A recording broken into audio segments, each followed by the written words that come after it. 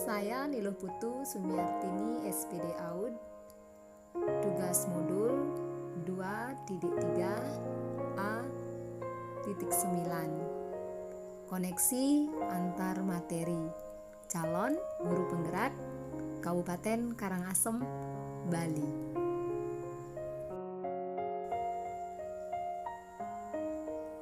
Coaching, di mana coaching yaitu sebuah proses kolaborasi yang berfokus pada solusi, berorientasi pada hasil, dan sistematis, di mana coach memfasilitasi peningkatan atas performa kerja, pengalaman hidup, pembelajaran diri, dan pertumbuhan dari coaching. Kompetensi seorang coach. Yang pertama, keterampilan membangun dasar proses coaching. Yang kedua, keterampilan membangun hubungan baik. Yang ketiga, keterampilan berkomunikasi. Dan yang keempat, keterampilan memfasilitasi pembelajaran.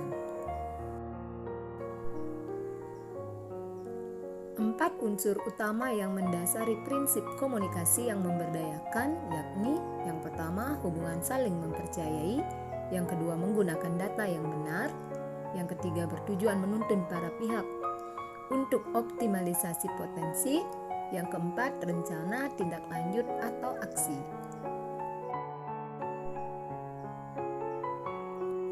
Tipe-tipe komunikator, yakni yang pertama, komunikasi asertif. Yang kedua, pendengar aktif.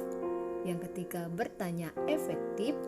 Yang keempat, umpan balik positif.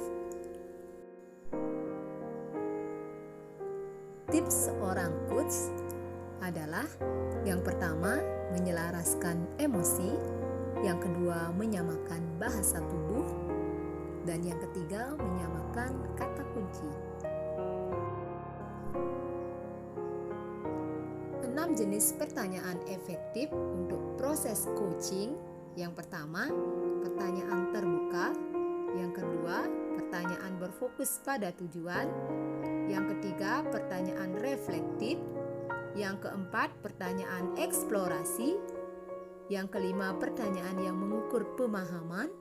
Yang keenam, pertanyaan aksi.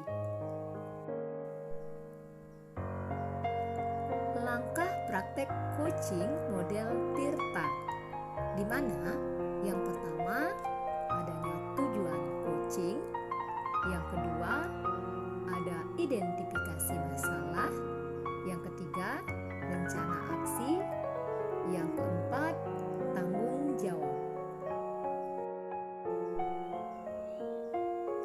Jika dikaitkan dengan pembelajaran berdiferensiasi, yakni usaha menyesuaikan proses pembelajaran di kelas untuk memenuhi kebutuhan belajar siswa.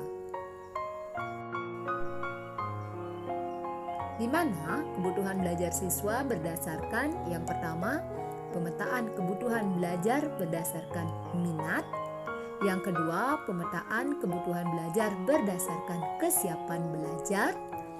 Yang ketiga, berdasarkan profil belajar, yakni visual, auditori, dan kinestetik.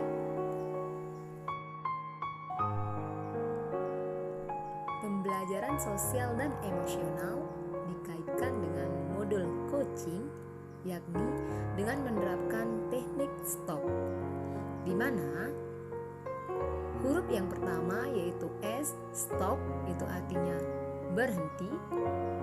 Huruf yang kedua T, take a deep breath, yang artinya tarik napas dalam. Kemudian huruf yang ketiga O, observe, yang artinya amati. Dan huruf yang terakhir yaitu P, proses, yaitu lanjutkan.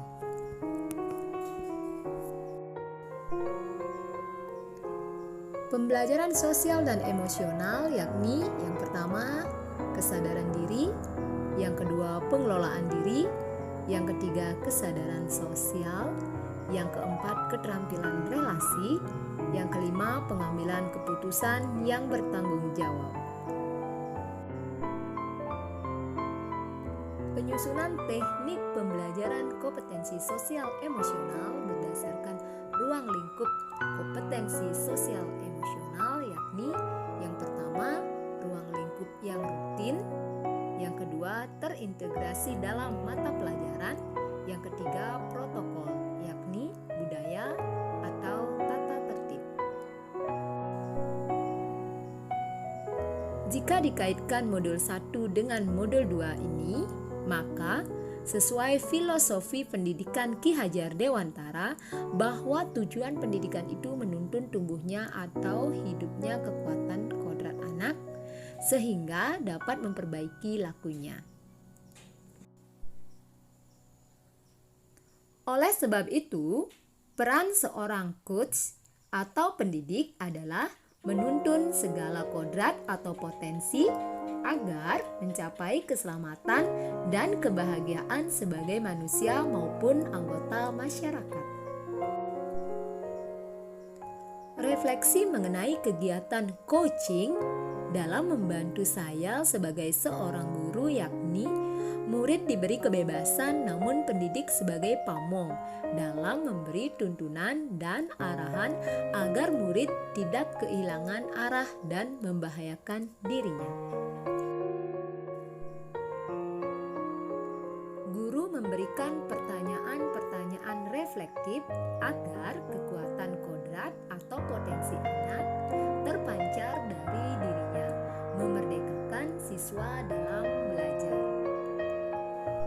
Demikianlah koneksi antar materi tugas modul 2.3a.9. Terima kasih. Salam bahagia.